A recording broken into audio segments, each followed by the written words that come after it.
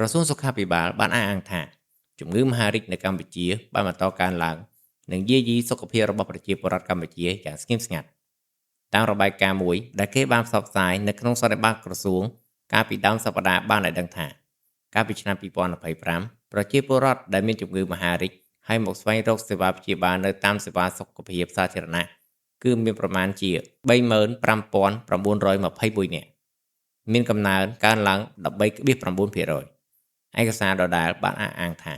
នៅក្នុងនោះអ្នកជំងឺ155នាក់បានទទួលមរណភាព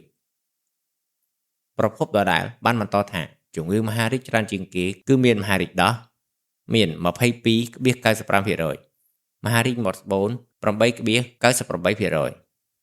មហារីកពោះវៀនធំមាន 8.44%មហារីកថ្លើម 5.9%មហារីកសួតនិងទងសួត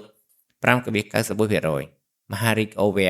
3.59%មហារីកចុងពោះវៀនធំ 3.08%មហារីករុនគូត 2.37%មហារីកក្រពះ 2.01% និងមហារីកថង់ប្រមាត់ 2.01%លោកឈៀងរ៉ារដ្ឋមន្ត្រីក្រសួងសុខាភិបាលបានបញ្ជាក់នៅក្នុងសន្និសីទកាសែតកាលពីថ្ងៃទី26ខែមករាថាជំងឺមហារីកមានច្រើនករណីនៅកម្ពុជាប៉ុន្តែកម្ពុជានៅមិនទាន់អាចប្រមូលព័ត៌មានអស់នៅឡើយទេនៅពេលនេះក្រសួងកំពុងតែពង្រឹងកិច្ចការប្រមូលព័ត៌មាននេះសូមអរគុណ